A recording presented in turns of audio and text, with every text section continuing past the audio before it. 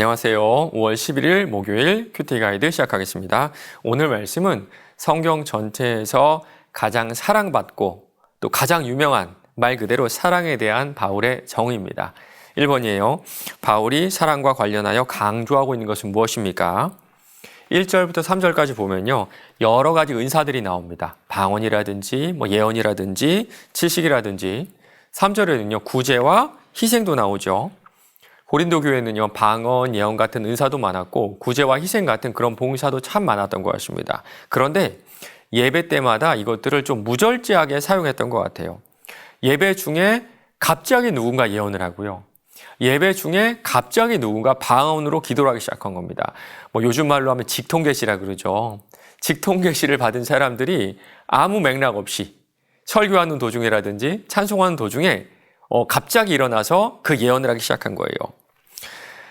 이런 일이 발생하면 아마 이 당사자들은 자기 자신을 천사처럼 여겼는지도 모릅니다. 나는 보통 사람들하고는 완전히 달라. 그러다 보니까 공동체가 좀 혼란스럽지 않았을까요? 공동체 예배가 좀처럼 진행되지가 않는 겁니다. 어떤 이들은 구제하고 어떤 이들은 희생했어요. 그러나 그것들도 그 동기가 사랑은 아니었던 것 같습니다. 누군가의 박수가 필요했고요. 또 내 신념을 이렇게 좀 보이기 위한 그런 행동이 아니었을까 싶어요. 그래서 사랑이 없으면 아무런 유익이 없다고 말한 겁니다. 맞습니다. 진정한 동기가 사랑이 아니라면 은사와 구제, 희생 모든 것이 나를 위한 것, 내 중심을 위한 것, 그런 것들이 되고 결국에는 공동체를 해치게 됩니다. 2번입니다. 바울이 정의하는 사랑의 속성은 무엇입니까? 4절에서 7절까지 쭉 나오는데요. 무려 15개나 됩니다. 15개의 동사로 사랑은 무엇이다, 사랑은 무엇이다로 얘기하고 있어요. 그런데 쭉 읽다 보면요. 누가 생각나지 않으세요? 맞습니다. 바로 예수님이 생각이 나요. 오늘 나오는 15가지의 사랑의 속성은요. 예수님의 성품이에요. 예수님이 이 땅에서 그런 당신의 삶을 통해서 이 사랑의 여러 가지 측면들을 우리에게 보여주셨던 겁니다. 오늘 복음서를 한번 읽으시면서 찾아보시면 좋을 것 같아요. 이 부분에는 예수님의 이러한 사랑의 성품이 드러나 있구나. 십자가에는 예수님의 이러이러한 사랑의 속성이 드러나 있구나. 3번입니다. 은사와 사랑이 구별되는 점은 무엇입니까? 예언도, 방언도, 지식도 성령의 은사입니다. 하나님이 주신 선물이라고 할 수가 있어요. 그러나 끝이 있습니다. 우리가 주님을 만나게 될 때 그때는요. 더 이상의 예언도, 더 이상의 방언도, 더 이상의 지식도 필요가 없을 겁니다. 요한일서 3장 2절이에요. 사랑하는 자들아, 우리가 지금은 하나님의 자녀라. 장래에 어떻게 될지는 아직 나타나지 아니하였으나 그가 나타나시면 우리가 그와 같을 줄을 아는 것은 그의 참모습 그대로 볼 것이기 때문이니. 우리는요, 주님 오시는 그날 주님처럼 완전해질 겁니다. 그래서 사랑이 더 필요해요. 주님과의 영혼 속에서 우리는 끊임없는 교제를 하며 머물기 때문에 우리에게는 더 완전하고 더 성숙한 사랑이 필요하게 될 겁니다. 4번입니다. 모든 것이 있어도 사랑이 없으면 아무것도 아닌 이유는 무엇인지 묵상해 봅시다. 큐티책 오른쪽에 오늘의 말씀란에 이런 내용이 있습니다. 사랑이 없는 은사나 능력, 지식과 헌신은 결국 자기 자랑으로 끝을 맺게 됩니다.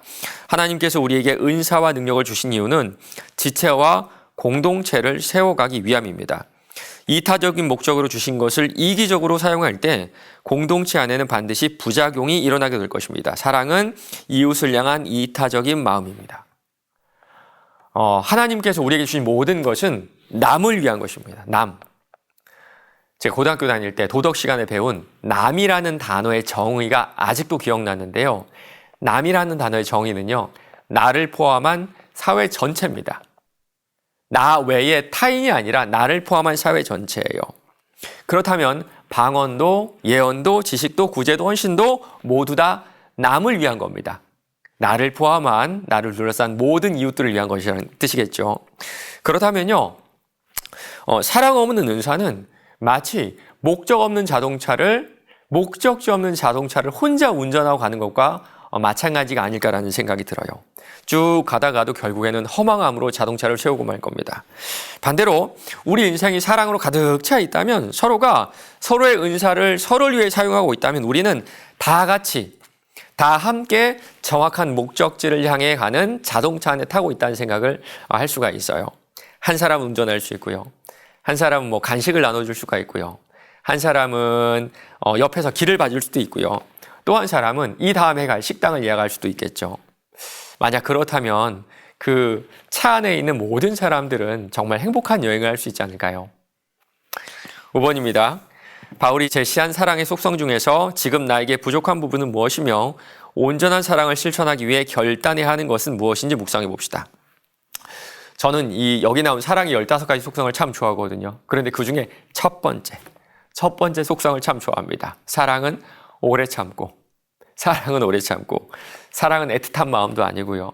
설레는 마음도 아니고요. 오래 참는 게 사랑이라고 하네요.